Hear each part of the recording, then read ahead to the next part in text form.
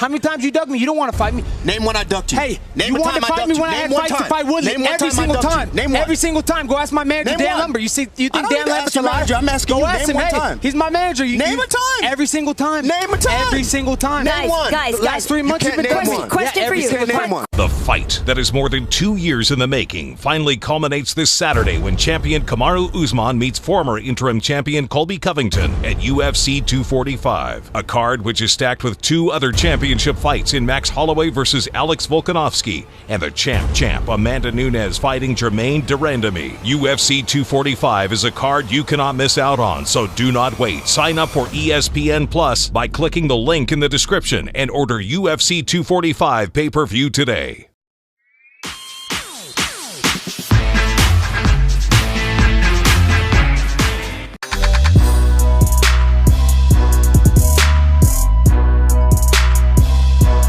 Kobe gonna kill you, bro.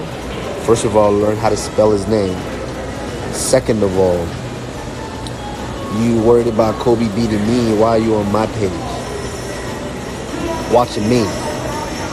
Obviously, you follow me because now you're able to see what I'm posting. Keep it respectful, bro.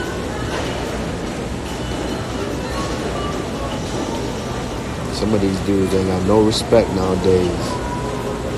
It's officially fight week. Sitting here at the airport about to take off. Finally finished all my media obligations. I'm about to take off and head to Las Vegas, Nevada. I'm excited. I can't wait. I've been training a real long time. Been training hard for the fight, as I always do. My body's just ready. It's like my body's like, yo, bro, you tired, bro. Let's go get this dude, get him out of there. Let's move on. So that's where we at.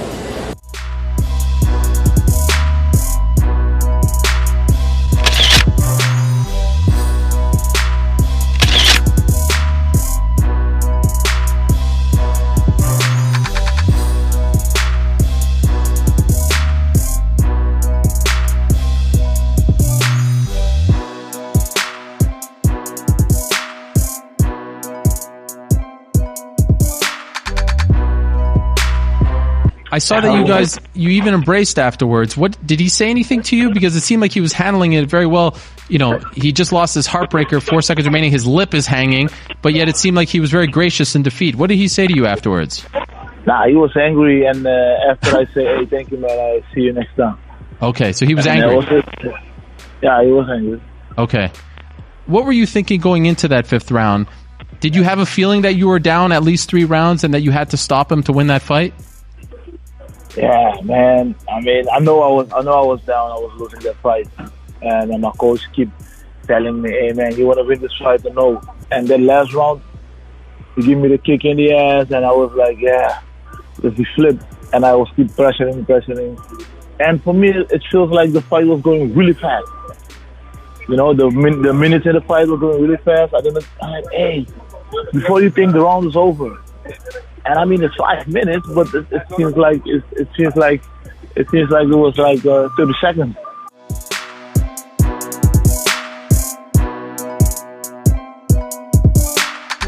I really want to fight this big, scary guy, Francis Ngannou. So, if you hear this right now, I hope you accept this fight. Man, let's give those people a real show. What do you make of the call out? Are you interested? I mean, at this point, I don't have many options. So yes, I'm interested. As long as I have a fight, I'm gonna fight. And it sounds to be a good fight. He makes himself very clear and loud about his desire to fight me. Do you like that? Do you like that there's a guy who's finally being vocal about fighting you? Does this actually kind of excite you? No, to be honest, that's not what really excites me. I think you guys know that I've been looking for title shot, or calling out Volkov, which is like way more ranked than Rozenstruik. But, you know, it's not up to me. The UFC, they are not really taking action toward this.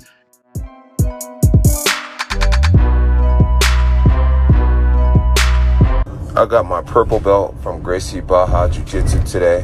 What a gigantic honor.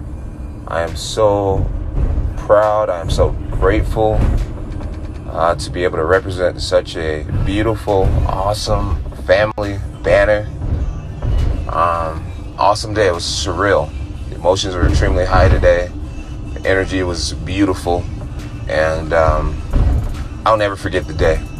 Big thank you to Professor Roberto Alencar for knighting me with a purple belt. I also got a new vehicle today, which is also really exciting.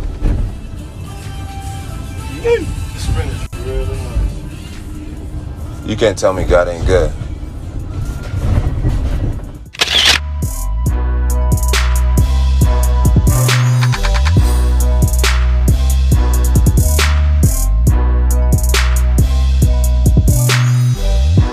Obviously, you're giving up a little bit of reach. I want to say a 6-inch reach. So I'm imagining one of the things that you're working on is how to close that distance a little bit, because Jones is like a master at getting people up against the cage and using elbows like they're punches. Yeah, I mean, so the reach is probably what we're going to have to deal with. I mean, I haven't faced anyone with that kind of reach. So we've found creative ways to deal with the reach. When you watch the embedded, you'll see some interesting things.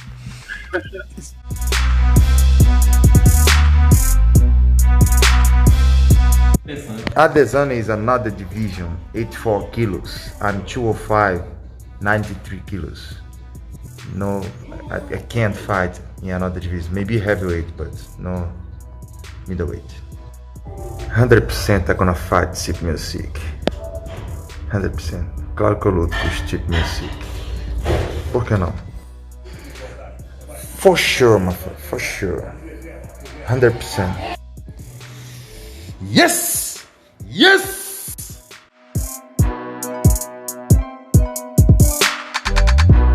Referee Dan Mergliato, I love Dan Mergliato. He's a great guy. I think he's a very, very good referee. And they do a very hard job. They have to make split-second calls in a tough situation. But Overeem wasn't knocked out.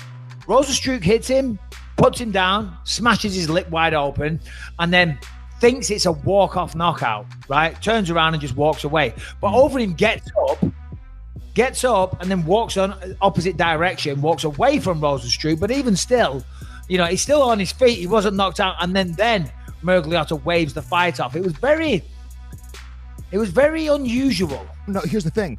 Would they have called the fight in between rounds if it was in between the 4th and 5th with that type of lip injury? Maybe, but it wasn't. Round. You're right. You're 100% right. It was the 5th round, so it's completely, you know, that doesn't matter. You know, it's inconsequential. So, but it reminds me of. He wasn't out. But go on. Well, it almost reminds me, has shades of the Anderson Silva performance with you, where he started celebrating after it was like, no, you were still there. You weren't knocked out. Yeah. The referee didn't stop it. So are you saying essentially that Overeem won that fight because the referee should have never even stepped in and stopped it, that Rozenstruik essentially guided the referee into believing that it was a knockout?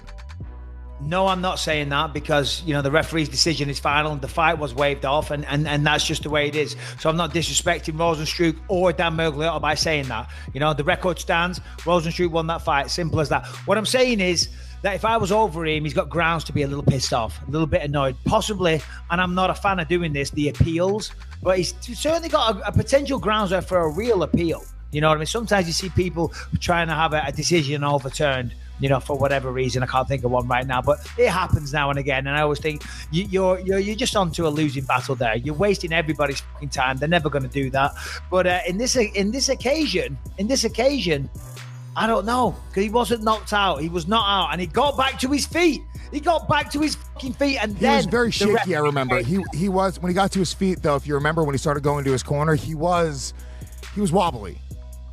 Yeah. No, he was definitely. But he got back up. He got back up. Hey, look, Rocky Balboa said, it's not about how hard you can hit, it's how hard you can get hit and keep on going, Adrian. Are you doing the impression of Overeem because of his lip? Is that what you were doing? That's how I'm talking right now. Jesus Christ, poor fucking guy. But But look at his face. What is it? Oh, my God. What is that? Oh, man. That's his lip. Shades of Robbie Lawler back in the day. What? Did we just become best friends? Yup. You want to go do karate in the garage? Yup.